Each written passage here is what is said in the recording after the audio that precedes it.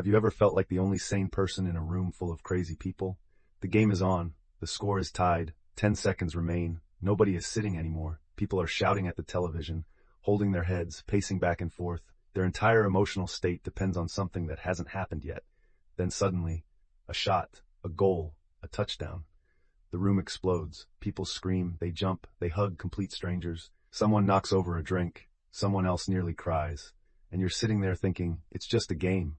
That thought alone is enough to make some sports fans look at you like you're from another planet. Because to them, it isn't just a game. It never was. And that's exactly what makes this so fascinating. Why can one person feel emotionally devastated because their team lost, while another person couldn't care less? Why do some people build entire weekends around sports, while others forget the game even happened? Most people assume the answer is interest, but neuroscience suggests something deeper, because the difference may begin long before the game ever starts.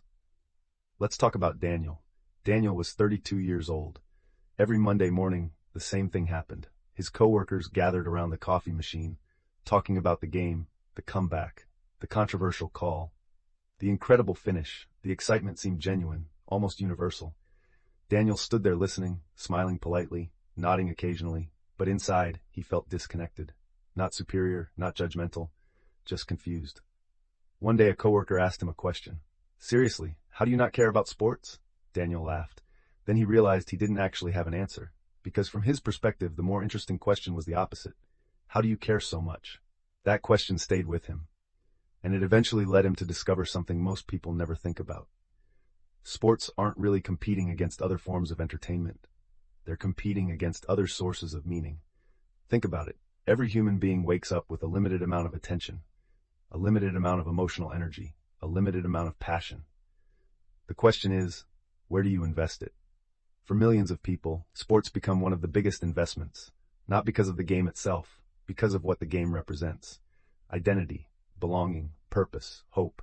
For Daniel, those needs were being fulfilled somewhere else, and that's why sports never took hold. Most people think sports fans watch games, but psychologically speaking, they watch stories. The underdog story, the comeback story, the rivalry, the dynasty, the final shot, the impossible victory. Human beings have always loved stories. Long before books existed, long before television existed, long before stadiums existed, our ancestors gathered around fires and listened to stories. Heroes, villains, struggle, transformation, triumph. Sports contain all of those elements, in real time, with real uncertainty. To a sports fan, a season isn't a schedule, it's a narrative. Every game is a chapter, every player is a character, every championship is a climax, and that's why losing feels painful, not because of the score, because the story they were emotionally invested in suddenly ended. But Daniel's stories lived somewhere else. He found them in books, projects, ideas, goals, learning. While others followed a team's journey, he followed his own. And that difference becomes even more interesting when we look inside the brain. Most people have heard of dopamine, the so-called pleasure chemical. But dopamine isn't really about pleasure. It's about anticipation. It's the feeling that something important might happen. And sports are one of the most efficient dopamine machines ever created. Every game contains uncertainty. Nobody knows the outcome. Every minute creates tension. Every possession creates possibility. The brain loves possibility, because possibility creates anticipation, and anticipation creates dopamine. This is why sports fans stay glued to the screen. The uncertainty keeps the reward system activated. Researchers have found that the brain responds much more strongly to unpredictable rewards than predictable ones. In other words, knowing you'll win isn't nearly as exciting as wondering if you'll win. That's why close games feel addictive. That's why dramatic endings become unforgettable. That's why fans keep coming back. But here's the fascinating part. People who don't care about sports aren't missing dopamine. Their brains simply get it somewhere else. Some people get dopamine from solving difficult problems. Others get it from creating art, building businesses, learning new skills, writing, exploring, inventing. The reward system still exists. The trigger is different. Imagine two people sitting in the same room. One is watching a championship game. The other is working on a project they love. Both brains are highly engaged. Both brains are anticipating progress. Both brains are releasing dopamine. The difference isn't the mechanism. The difference is the target. And that's why sports fans and non-sports fans often misunderstand each other. Each assumes the other is missing out. But both are experiencing the same psychological process through different activities. Another important piece of the puzzle involves identity. Deep inside every human being exists a simple question. Who am I? Some people answer that question through groups. Others answer it through individuality. Sports naturally appeal to group identity, your team, your city, your colors, your people. Researchers have discovered that when fans strongly identify with a team, the brain begins treating that team as an extension of the self. This is why fans say, "We won," not "they won." The victory feels personal, because psychologically, it is. The team becomes part of their identity. But Daniel never experienced that connection. His identity wasn't attached to a team. It was attached to personal growth, curiosity, learning, progress. When something went well in his life, he felt successful. When something went poorly, he felt responsible. His emotional world remained tied to his own actions rather than someone else's performance. Neither approach is right or wrong. They're simply different. Then there's another factor few people talk about: attention. Modern life is full of competition.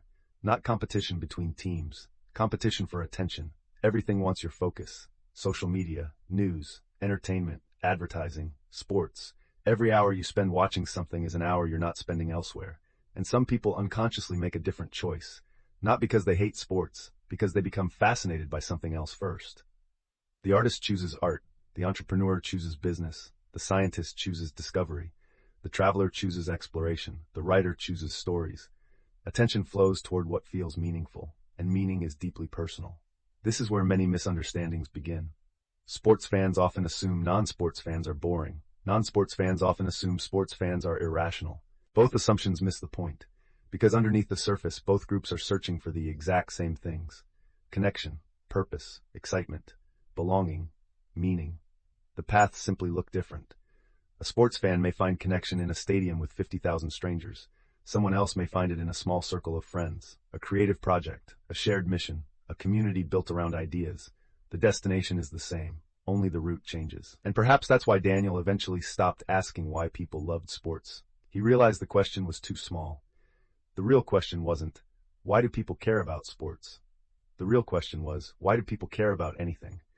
Why does one person dedicate their life to football, another to music, another to science, another to building a company? The answer is surprisingly simple, because human beings need something to care about, something larger than themselves, something that gives structure to their emotions, something that makes life feel meaningful. Sports happen to be one of the most successful systems ever created for fulfilling that need. But they aren't the only one, and that's what Daniel finally understood. The next time someone asked whether he watched the game, he no longer felt confused. He no longer felt disconnected. He understood exactly what was happening. They had simply chosen a different story, a different tribe, a different source of meaning, and he had chosen his own. So if you've ever sat in a room full of cheering fans and wondered why you felt nothing, don't worry. You're not broken. You're not strange. You're not missing an essential part of being human. Your attention has simply been captured by something else. While millions of people are emotionally invested in what happens on a field, you may be emotionally invested in something entirely different. A dream, a goal, an idea, a relationship, a future you're trying to build. And in the end, that's what really matters. Not what captures your attention, but whether what captures it gives your life meaning. Because sports were never the story. The story was always the human need to care, and every person finds that reason in a different place.